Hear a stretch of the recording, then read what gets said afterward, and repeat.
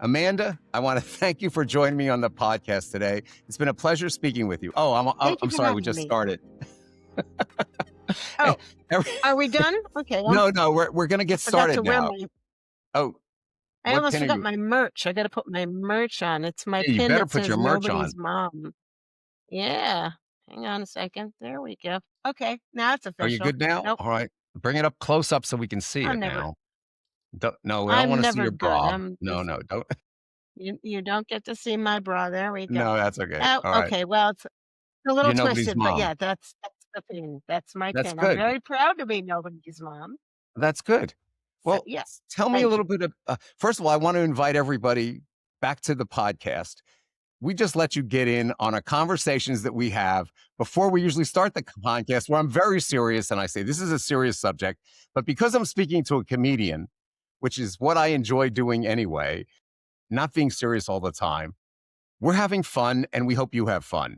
So, the comedian, her name is Amanda Cohen. Amanda has been a stand up comic for how long now? How many years have you been a stand We up? just say 20 years, not in a row. Okay. I Why don't you started give when I us? was 17. I did it for about 11 years. Mhm. I stopped for a little while to do improv at Second City, do a bunch of other improv and stuff. And then in 2015, I got back into it. So I just say 20 years. That's good. That's wonderful. You know what? I It's did a easier little to background explain in search on 20. you on all this stuff, and I also found out that you entered a contest and you placed in the top 16 of the World Series of Comedy twice in Oh, 2019 yeah. and Yes. 2020. Tell me a little bit about that. I'm just curious. Yeah. Well, the pandemic helped. The the f- well, the first time 2019 was I had originally not been in the top 16. I was close, and I found out when one of the other guys in the top 16 couldn't make it to the finals, so I got bumped Hmm. up into the top 16. The year after that, a lot of the voting was online, based on clips rather than live shows. Right. That didn't. So, yeah, that for that one, there was a live finals, and I was in that. And the guy who won it, who absolutely was excellent and deserved it, he got COVID. Nobody should have been out there doing live stand up in God 2020. punished That was him. just God punished him. yeah, nobody punished him. It was just he was around too many people in Las Yeah. Vegas, and there was no reason to do that. So I was I'm like top 16 with an asterisk. There you go. So That's yeah. okay. All right. But So one of my Go ahead. I think I was the only woman in the top 16 the first year, You were the only possibly woman not in the the top second year, but 16? it was mostly guys. Yeah. Well, isn't There might have been one stand-up other. comedy Yeah. mostly men? If you look at it, it's changed a little bit in recent years, but earlier on, it was mostly men, wasn't it? So how Yes, difficult it's was always it been for you to mostly get men. It in? still is. We are. Oh, that had nothing to do with it. Yeah. Me being funny has nothing to do with me being female. The difficulty is at the lower levels. Just trying to get booked because um I mean, we're about 15% of the industry, maybe up to 20% these days, but we're still about 6 to 8% of people booked on shows. You look at any any club's lineup for like the year or however long, and you'll find it's about 8% women, and that's just those are just the numbers we work with. Right. So, we have to take the opportunities we can and get as funny as we can. So what made you decide that comedy was what you wanted to do when you went to Second City and the other places? And why did you decide you I wanted to was do in comedy stand-up? way before Second City. I was in Really? comedy way before Second City. When you were in Oh, yes. Pittsburgh, you did it, Uh, right? when I was in Massachusetts, my first Oh, show, really? I was 17, and it was at my high school cabaret. And Do you yeah, remember that the first joke you told? of course, but I don't remember jokes. I remember the story I told. Well, go ahead and And it tell was me that about getting my story. no. Come I'll tell you on. what it was about. No, Okay, I don't that's fine. remember the whole bit. It was about getting my driver's license. Okay. and crushed it with that high school crowd. And went out to do the monthly open mic that was nearby and died a very deserved, painful death because I wasn't ready for real shows, Right. but I kept doing them anyway. We had a monthly open mic in Northampton, Massachusetts. I did that. That was the summer before I went to college in Pittsburgh. And then in Pittsburgh, I found places to do open mics. I found excuses to create shows on campus and I just kept working at it. Okay. So I'm going to ask you a series of questions and let's see what answers you give me. Okay. So the first question is no, not why you. What is No, the I said, single try me. Oh, try you. I'm sorry. It's my big ears that are the problem. Okay. What is the single most absurd or embarrassing thing that has happened to you while you were on stage? Well, it didn't exactly happen to me, but I was doing a show in Dayton. It was not Wiley's, it was the other club at the time. And I had just driven from Pittsburgh to Dayton about 5 hours with 103-degree temperature. I was so sick. All I wanted to do was just make it through hosting this show. I was miserable. Funny thing, and any comic will tell you this, it doesn't matter how you're feeling. When you get on stage, it all goes away. And I could feel it literally between jokes. Like I'm great when I'm telling a joke, and then it would all rush back in and just but I am not the one who threw up on stage. That was actually guy in the audience right down front. It's actually a couple down front. And the woman threw up on the table. And the guy, such a gentleman, put his hat over it on the table. Oh, And that was I nice. was the one with 103-degree temperature. It was very, very strange. Oh, what's the one Probably thing the most, and Go ahead. No, I'm oh, sorry. I go didn't ahead. mean to interrupt you. No, no, no. Go ahead. You're I the was going to boss. say, Go ahead. probably the delay is killing me here. That's okay. You know what the most important thing in comedy is? No, what is it? Timing. Okay. That's good. I like that. So I better let's write see. that one down. Probably, okay, you do that. Probably the most embarrassing show I had was actually a few years ago. I did a private gig and it was in an Italian restaurant. And they told us we'd have a private room. We did not. I had to bring my own mic and amp. And it turned out to be in this long, thin room with two long, long tables. And apparently, the guy that they wanted had been booked on a cruise ship. So they got me instead. So they were not ready for whatever I was doing. So I was supposed to do 45 minutes. And at 20, the people who could hear me up front uh, loved it. I wasn't allowed to go dirty because we were in the middle of an Italian restaurant with only curtains around us, so everybody outside could hear, and there were kids in it. So I had to be clean. And the people who could hear me up front loved it. Everyone else was just eating and not paying attention. And about 25 minutes into my set, the organizer just walked up and took the mic out of my hand and said, "We're going to do awards now." But I couldn't leave because it was my sound system. So I had to sit and wait for them to do all, best attendance, most in Canada. I had to wait for that before I could get my stuff and leave with my tail between my legs. I was not proud of that. I was not proud of that. But gig's a gig, man. That's right. Money's money. And this And happens a lot. When you do private gigs, you never know what you're going to get. We don't ask for a lot. We ask for a room. We ask for a sound system. We ask for money if we're lucky and lighting. It's not a lot. And it is amazing to me how many shows do not meet those basic criteria.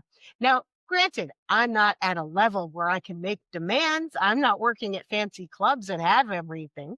I mhm, take the gigs I can get. So right. sometimes they're a little goofy. Right.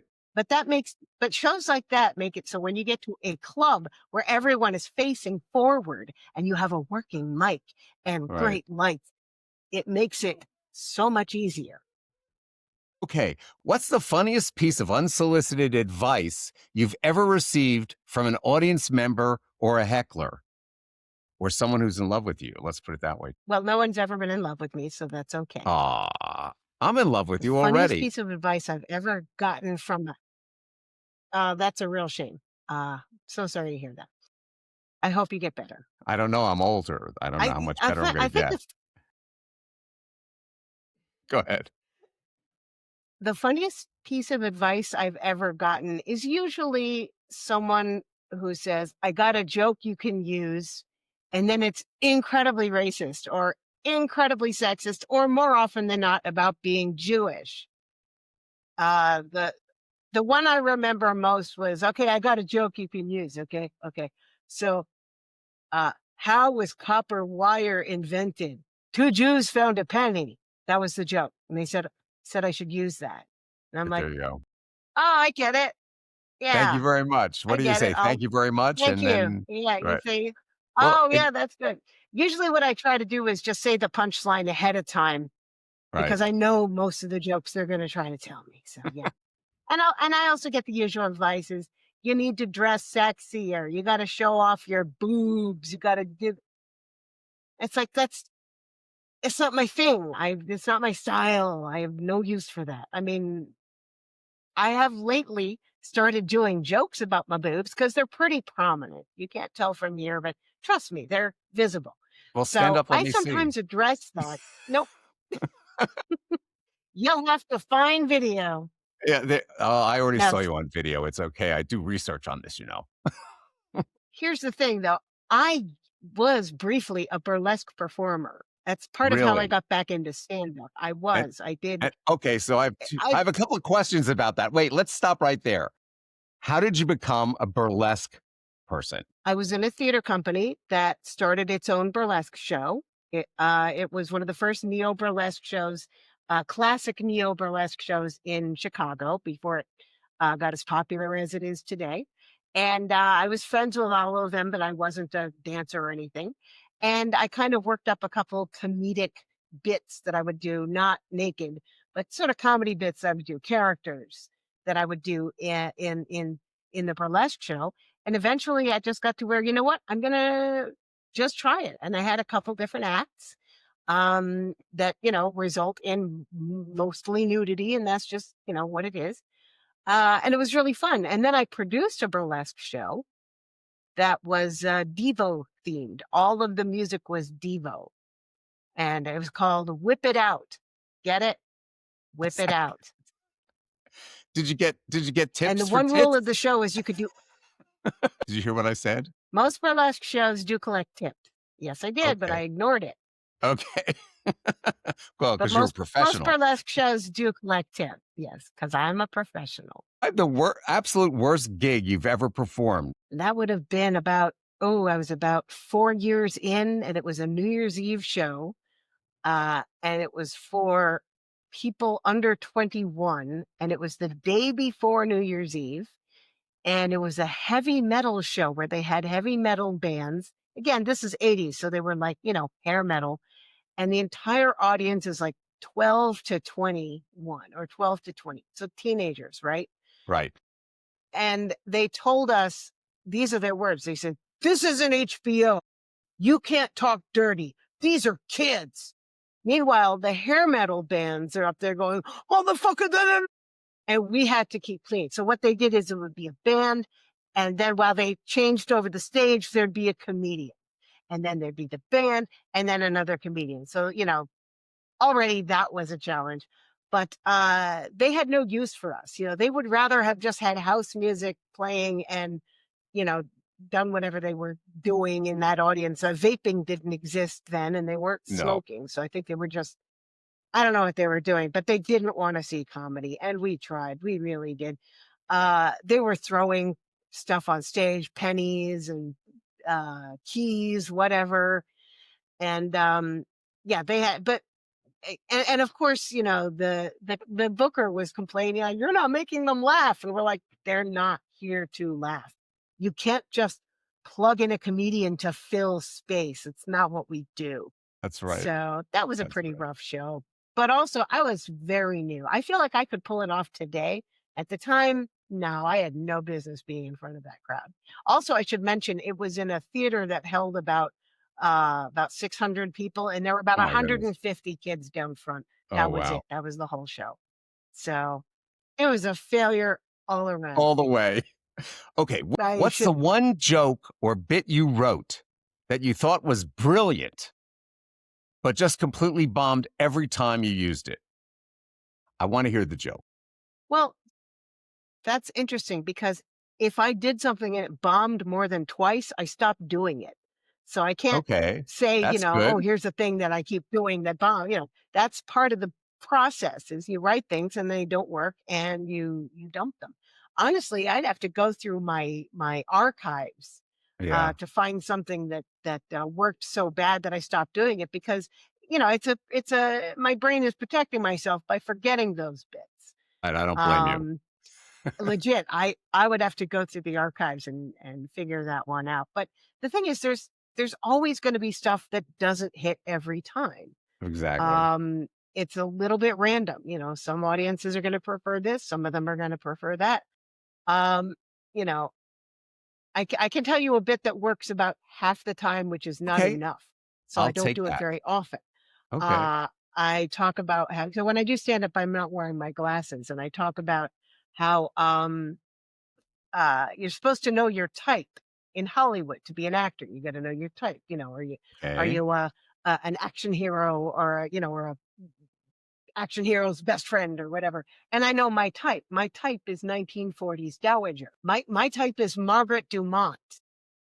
Now, most people under 60 don't know who Margaret Dumont was. She was Exact the old lady in the Marx Brothers movies. exact Hey, I never.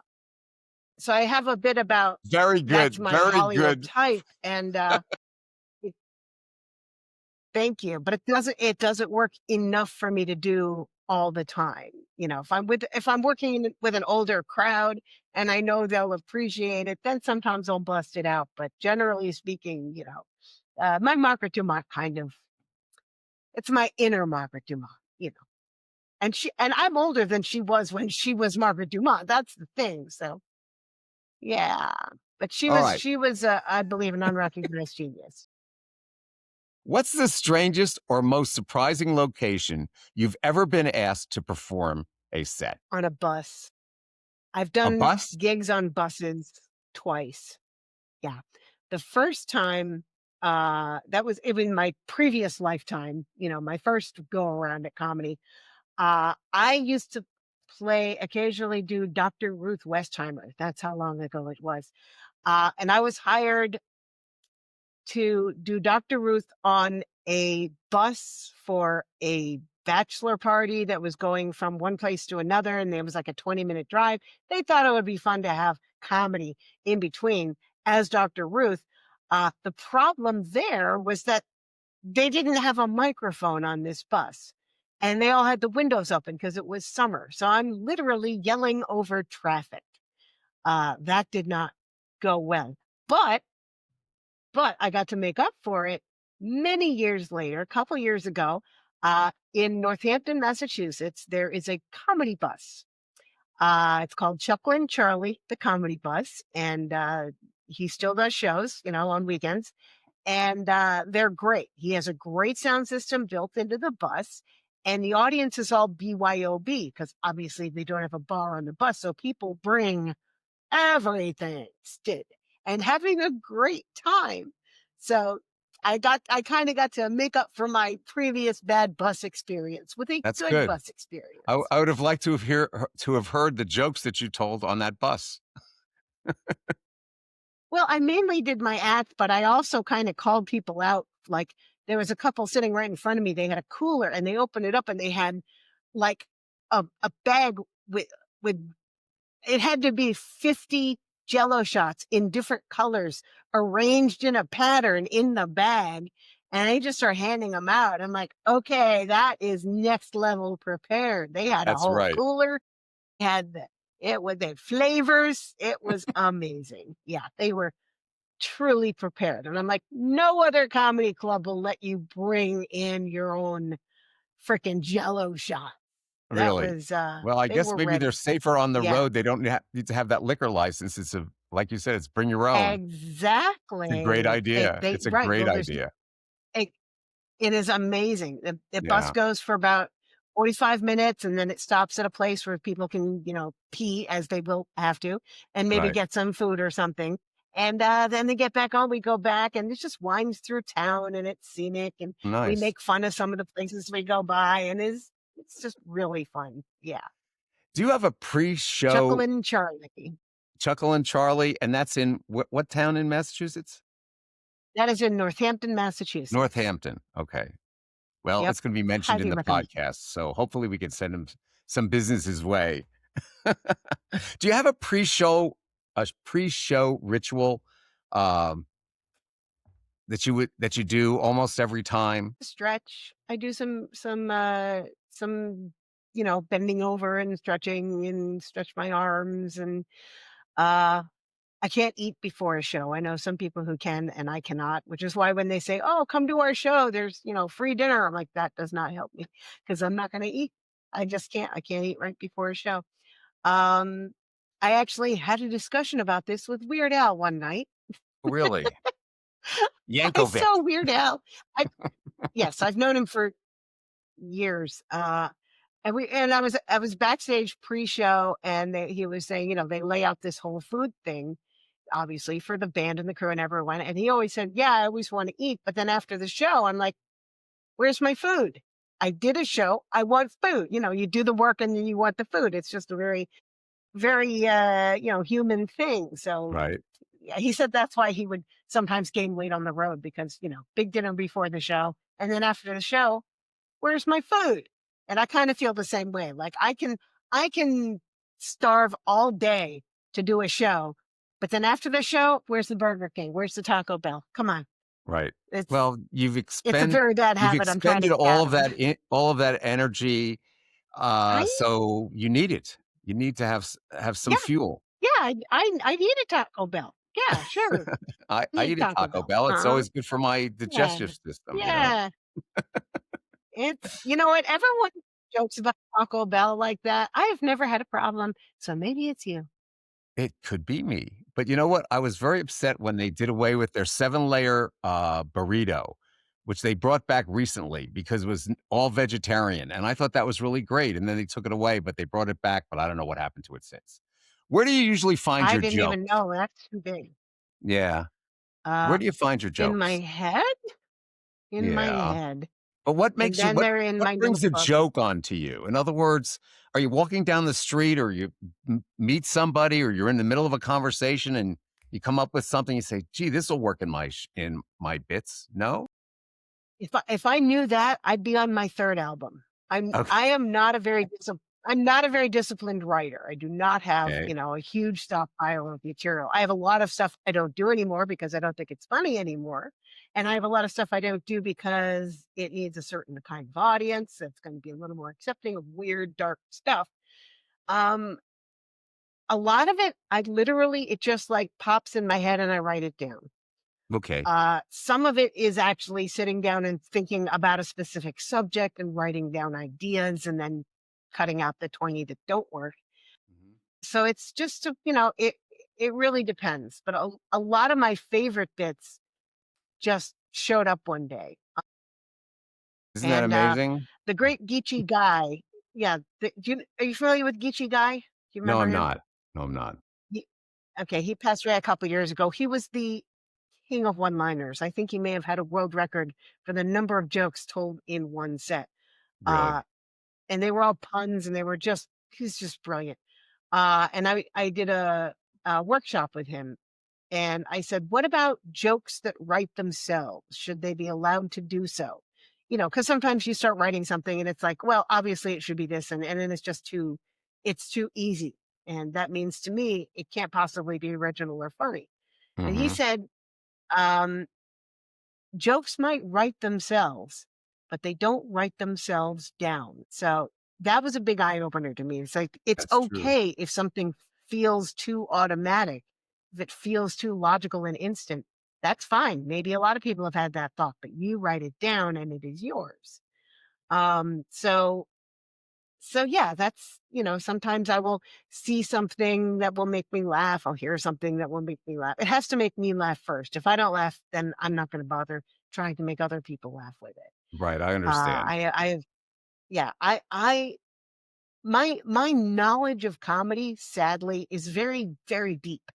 I think a lot of comics who don't know history kind of have an advantage because they write things that they don't know have been done, and they keep doing them because the audience doesn't know they've been done. But uh, long before beginning to perform, I was a fan of comedy. I listened to records like from the age of about 6 because my parents were into comedy. They bonded over Lenny Bruce when they first Yeah. met. You know No, that was they. We still quote Lenny Bruce in our house. When I'm at home, he's still part of our lives, you know? Like, "What do you want for dinner? A chiclet, a fig Newton?" Which if you know that bit, that's a from Lenny Bruce. Um, so yada, yada, yada, fada. Which y okay, so apparently, um, Wikipedia used to credit yada, yada, yada to yeah. Seinfeld, but Yes, but that's it not really wasn't true. Seinfeld. It No. it is absolutely not true. It goes way, way, way, way back, and if you wanna find a comedian who first used it, that would probably be, if it wasn't Myron Cohen, and I can't think of a joke where he did, but it was, Lenny Bruce has a bit Mm. where, somebody is talking to a chaplain, and the chaplain is talking, and the other guy goes, "Yada, yada, yada, fada," which is hilarious. That's a great line. So even though Wikipedia said it was Seinfeld, and my dad is the one who went on Wikipedia and said, "No, it was Lenny No. Bruce." Yep. So I haven't looked at Wikipedia lately, but that was his I'm gonna contribution. have to look So, that up. I'm gonna have to look up because I yeah, had a so company at one I point, just it was think called Yada Yada Coffee. they didn't Okay, invent it either. what's the weirdest or the most specific compliment you've ever received after a show? Well, how about the absence of a compliment or the absence of a comment that All made me things very happy? I listen to all things, young lady, go ahead. Hit me I with it. I did a show at Stir Crazy in Phoenix. I don't know if Okay. you know this, but Arizona is an open carry state. Yes. And as I'm saying hi to people on the way out of the room, I saw that one guy had a gun on him. Yes. And I was very proud that nothing happened with that gun during the show. To me, that was the best thing that ever happened for a show, was nobody getting hurt from a Right. guy who was carrying a freaking gun into a comedy club. Why? What did he Why? think was gonna happen? I don't know. He was Yeah, protecting that he made me was very happy to protecting the see that you comedians. He was there to protect the I comedian. don't think I think he was waiting for someone to say something, This was before MAGA, this was before the Yeah. Pando. Well, it was may not have been before MAGA, but it was before the Pando, and it was It just it's a crazy kind of fun. world out there. It's a crazy world out there. So, uh, what are the favorite, venues that you like to do? Or, you're probably gonna say to me, "I like to do every venue." Is there a certain kind of venue that you Yeah. like, gives a certain kind of audience? What would that be? Well, I mean, I can't afford to be picky. If you call me to do a gig and offer me a couple of bucks, I'll be there. There's no question. Um, I have done shows in, I mean, I've done a few shows. They're a little bit challenging. Um, Before weed was legal everywhere, some towns would have a thing we called a smokeasy. It was like a speakeasy, but for weed. And Mhm. your audience is like more than stoned. They're beyond stoned. But because they're in a safe place to do that, and sometimes they want comedy, and those are really fun shows because as long as you speak slowly enough for them to understand you, they get every joke. So Mhm. those are fun shows. That's good. Um, yeah, I like, honestly, I like a show where nobody knows who I am. That's really my ideal situation, is where nobody knows who I am because I am very easily underestimated. It's interesting I that do you a lot of say I that about yourself. yeah, but It's it's interesting. true. I mean, I've experienced it. I did a oh my gosh, I did a YouTube thing, and we're going viral, like a 22-year-old kid and his buddy, and it was like a make me laugh. Like you had 60 seconds to walk in the studio and make them laugh, right? I walked into that studio, and it was me and about 20 other comics, most of whom I had rounded up for this gig. And the deal was you got paid $50 for doing it, and if you made them laugh, you get another $100. So there's some pressure, right? So I walked into the room blank face, into the studio, and there's all the other crew and everything. And I just walk up and like that. And before I say anything, the kid turns to his buddy and goes, "Where do they get these people?" And I started doing my stand up and cracked him within about 10, 20 seconds because he made in a lot of assumptions. This is my life is I get a lot of assumptions made about me. It's one of the reasons I have my pin that says It's on nobody's the other mom side, because yeah. people assume. Yeah, I figured it out. There it is. There it is. A It's the one mirror image here it's because the that's sharp pin that's sticking in your chest. there we go. There we go. I had these made because everyone assumes I'm somebody's mom. And, people assume I'm an old lady who took a comedy class at the senior center or whatever. And none of those They have things are no idea. true. Right, none of those None of things those are things. true. No, no, I haven't taken a comedy class for decades. Well, you know what? And Uh, there are some people who can teach it. Most people just have to do it from experience. So I do have one comment about what you said because you said that, you'll take basically any job that will pay you. And here you are spending and about some that 30 don't. minutes with me and I'm not paying you anything. So I know that that's true. Oh, you didn't remember that? Talking to my agent. No, Right. I knew that. That's Yeah, fine. I I don't know, care. I know. I I am, know. like I said, not that picky. I That's all mean, right. I have That's been all right. known to drive Now I to feel San bad. Diego She's for not that picky. She picked on me. honey, when it's a low bar, you just gotta slide under it. It's fine. I agree. Let's change this subject a little bit. One of the things I found most interesting about you is when you told me about your father, and dealing with him.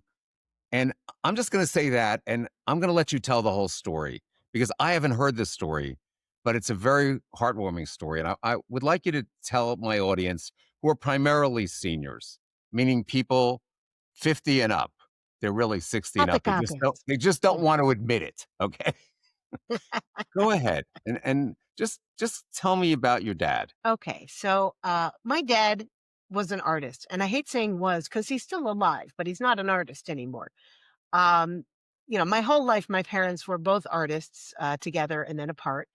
Um, but my dad really taught me comedy early. Um, he was also a big movie fan, and he would point out things in movies and said, "You know how they did that?" And he taught me about filming out of sequence and learning. He taught me in the movie Blues Brothers. There's a bit where am I allowed to swear? I'm allowed to swear, right? Yeah, sure. Yeah, I don't care. Okay, I'm so old there, enough to there. take a swear.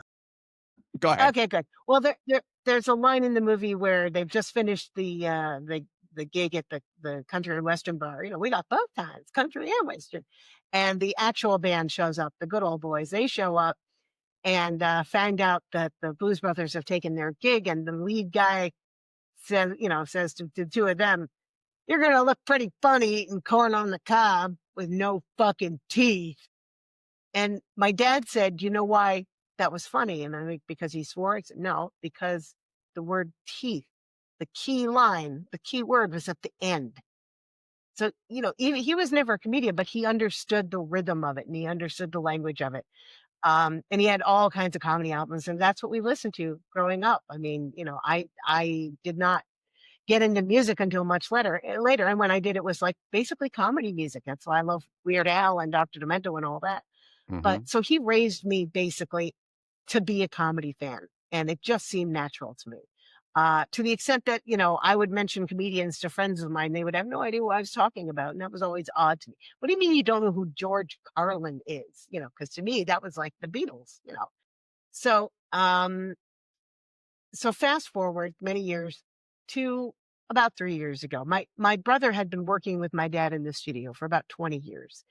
And about 3 or 4 years ago, we started realizing that Josh, my brother, was doing a lot of heavy lifting, physically and mentally. He was taking care of all the finances. Dad was getting a little forgetful.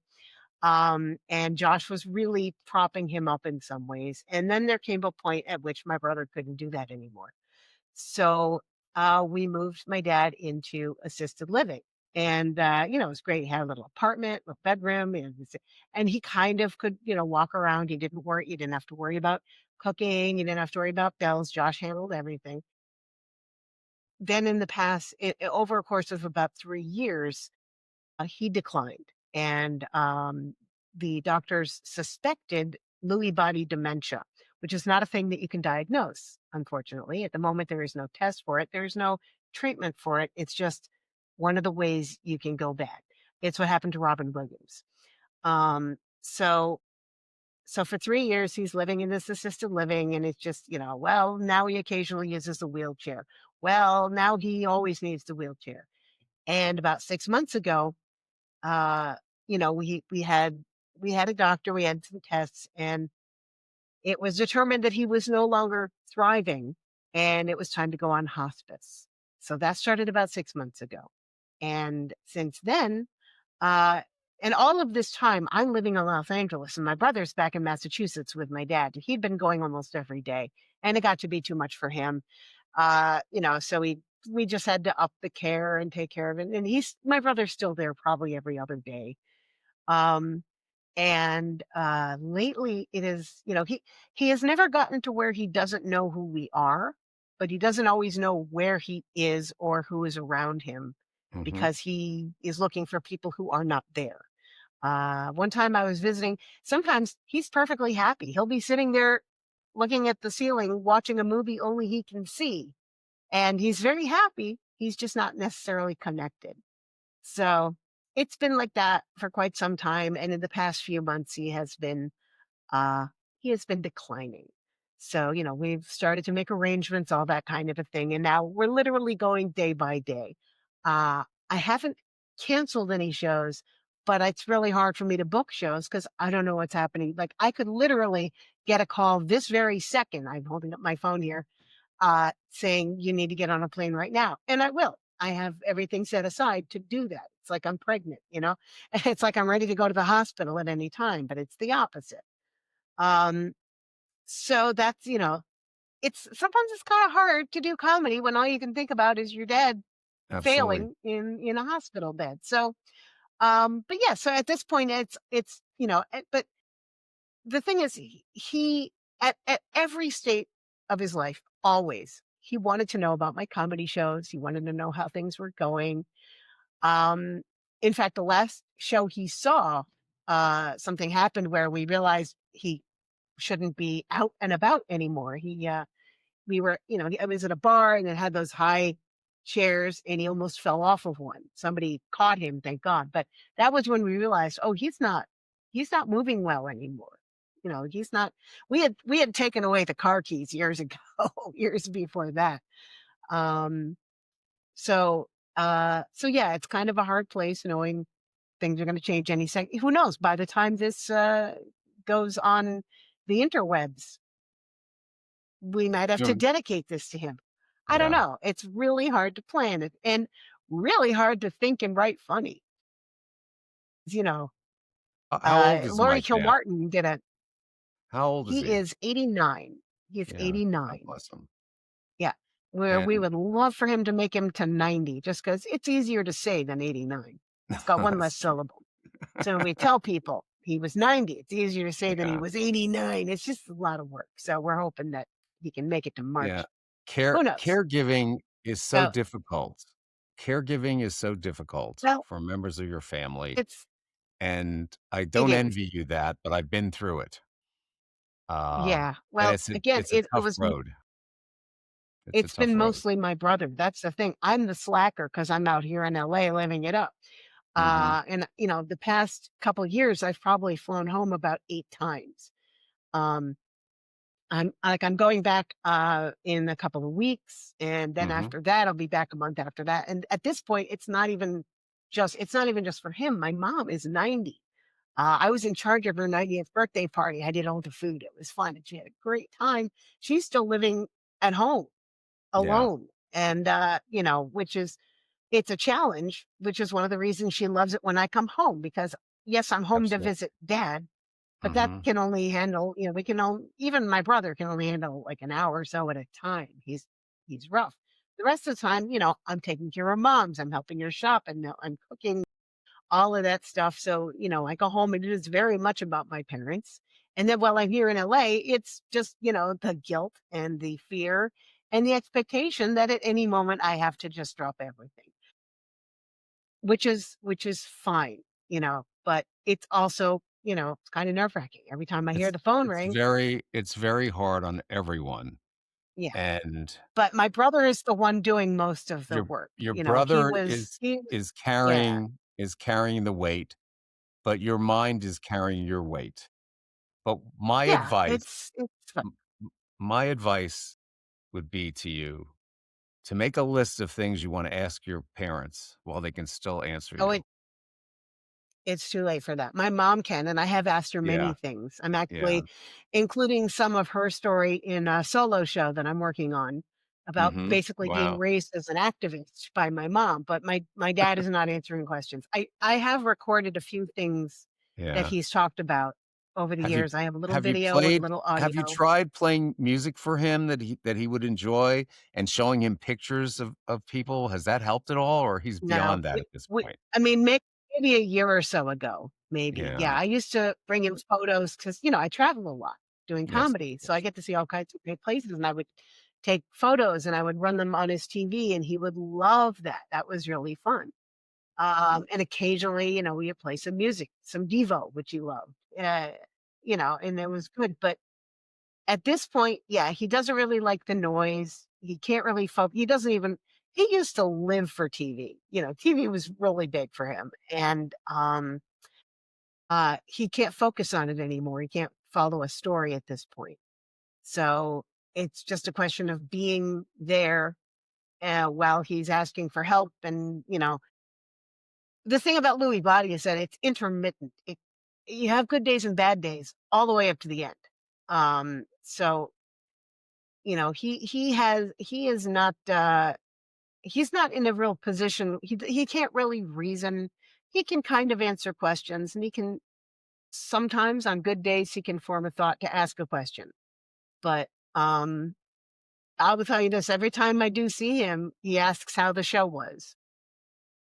He just always assumes I just had a show. He has always been my biggest supporter. Uh, until the point he just couldn't anymore. Um, What's so your yeah, mom's that's right. name, I by used the to. way? What's your mom's name? My mom is Harriet. Harriet. Okay. She is an absolutely amazing woman. She's an artist. Even today, she was a potter. She's been a painter. She does collages. She also, at one point, she got her licensed clinical social worker degree, and she was working for the National Network of Abortion Funds, helping desperate women find funds for emergencies. Like, It's wonderful. help me. I'm 14. I'm in Arkansas, and my parents are Catholic. They'll kill me. Right. That kind of thing. Right, Oh, every exactly. every horror story. She heard every horror story, and again, part of the reason I'm still an activist on that subject. Right. Um, but yeah, so now she is. I think about 5 years ago, she said, "I think I'm retired."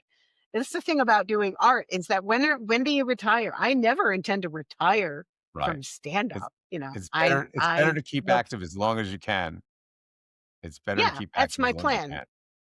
So we're Yeah, gonna I mean, I dedicate I have a plan. Yeah, you do have a plan. We're gonna dedicate I this have a plan. to your dad and your mom, okay? Oh, thank Because you. I think that my thoughts are with you sincerely, and I hope that my listeners' thoughts are also with you, uh, because I know how difficult it is. Because 'cause I've been there, and, I would give you a hug if you were fricking closer to me. When are you coming to Florida? I like When that you bit. pay me, I mean, yeah, like anywhere else, I got my advanced open water scuba certification in Florida, in Fort Did you? Lauderdale. Yeah. Y'all have too many tires in your water there. You know about the tires in Fort Lauderdale? No, You I know? don't know anything about it. Oh, God. Sometime in the 70s, they decided it would be a good idea to make an artificial reef out of Oh, with tires. tires. The Okay. notoriously stable rubber tires in Right. notoriously stable California waters. Obviously, a few storms later, those towers of tires all came down, and Right. now you cannot go on a scuba dive in Fort Lauderdale without finding a few tires. There you go. And Well, maybe they could yeah, be and used as they're not gonna retreads, have you know? nope, they are useless. I think they sunk like, I don't know, 1,000,000, and they've gotten about 100,000 out of the water. It's a whole freaking thing. But that said, I would be happy to go to Florida and dive in your tire-filled water. If you got gigs that help me afford to go there, I'll There be you go. next in There you line. go. I'm going to mention your name. I happen to be going to Off the Hook, I think it's called, uh, in Naples tonight. I get invited there all the time to listen, and I will mention your name to them. Okay, I promise. Yes, and And in you know addition what they're to gonna that, say? They're gonna go, "Whoop." who? Yeah. My first photo when we had to do photos as comedians, my first photo was a picture, and it said under it, "Who? Amanda Cohen." Because I knew that would usually be the reaction on seeing this face, Yeah, and it's we're still gonna I know the reaction is usually gonna be, "Who?" who? But the advantage now But I is appreciate yeah, but the advantage now is that you can be on YouTube, and you are on YouTube. And you're going to send me the information, and I'm gonna put it in after our we finish here. Once I get it from you, I'm gonna put it in there where people can see your YouTube, and hopefully there'll be enough people seeing there to be as attracted to you as I have been to you. Now I'm aw, blushing. and you know what I'm gonna do is I'm gonna take this show and cut out the bits that I like and put those on my YouTube. And I will give you permission to do that. Wasn't gonna ask, but okay. But you have my permission anyway. All right. Okay, So good. we're gonna end the podcast now. I'm gonna try to find you some gigs around me, and then we can get I together. would love that. And that concludes this episode of We Are Old, Get Over It. Thanks for joining me. I hope you found our conversation both insightful and entertaining. Remember, age is a journey, not a destination. So embrace the wrinkles, the forgetfulness, and the occasional tech frustrations with a good dose of get over it attitude. Until next time, keep laughing, keep learning, and keep getting over it. Ken out. This podcast features a variety of perspectives. The views and opinions expressed by our guests are solely their own and do not constitute an endorsement by this program. Unless otherwise stated, this podcast does not endorse the products and services of our guests, but shares them for informational purposes only.